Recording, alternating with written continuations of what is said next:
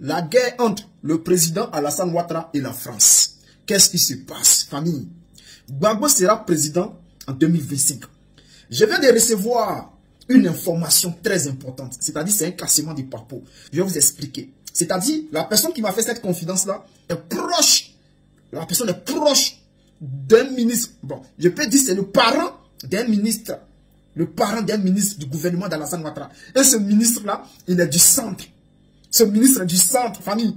Ce ministre-là est du centre. Ce que je vous dis là, prêtez bien l'oreille. Vous voyez, et que nous on fait bruit encore. Au PPACI là, nous on fait plus bruit. Nous on demande aux militants seulement. Les militants, allez-y vous enrôler. Ce que je suis en train de vous dire là, c'est important. Hein? Gbagbo sera président en 2025. Je vous explique. Au fait, les gens, c'est-à-dire les patrons d'Alassane Ouattara disent que, c'est-à-dire, ils ne veulent pas prendre des risques. Je vous explique. Hein? Ce n'est pas eux qui vont donner le pouvoir à Gbagbo, hein? Mais ils ne veulent pas prendre des risques. Pourquoi? Pour eux là, si Gbagbo est président en 2025 là, si ça a trop duré là, c'est 5 ans. Parce qu'au PPACI même là, nous, tout ce qu'on veut là, Gbagbo n'a pas fait encore un autre mandat. Donc eux là, la nouvelle stratégie qu'ils veulent adopter, c'est quoi? Laissez Gbagbo faire ses 5 ans. Laissez Gbagbo faire ses 5 ans.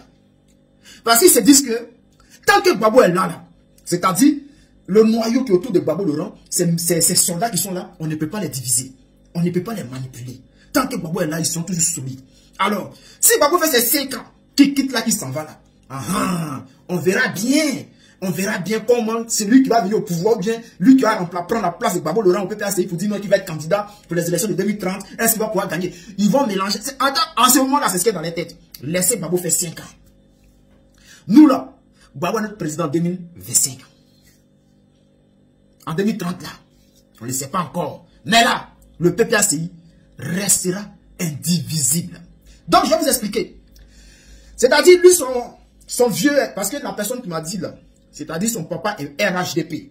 Avant, il était PDCI, maintenant il est RHDP, il est ministre au RHDP, dans le gouvernement du RHDP. Mais lui, son fils là, le ministre du RHDP, son fils là, lui c'est un PPACI.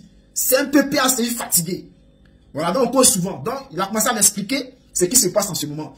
Que Ouattara sera lâché. En tout cas, ils l'ont déjà laissé. Mais là, ça sera difficile pour le RHDP. Et au moment où je vous parle, là, le RHDP est divisé. Chers frères. Donc, les militants du PPACI, s'il vous plaît, allez-y vous enrôler parce que 2025, là, on va gagner. Si vous voyez que Damana Pika sort, et puis il parle, et puis vous dit, allez-y vous enrôler, ils ont déjà le topo. Si Kone Katina sort pour parler là, le topo est déjà là. C'est-à-dire qu'ils sont au courant de tout ce qui va se passer. Mais ils ne peuvent pas parler comme ça pour ne pas que... Voilà. Donc, quand on dit la guerre entre la France et Alassane Ouattara, pourquoi on dit cela? Parce que, aujourd'hui là, est-ce que Ouattara va accepter de laisser le pouvoir?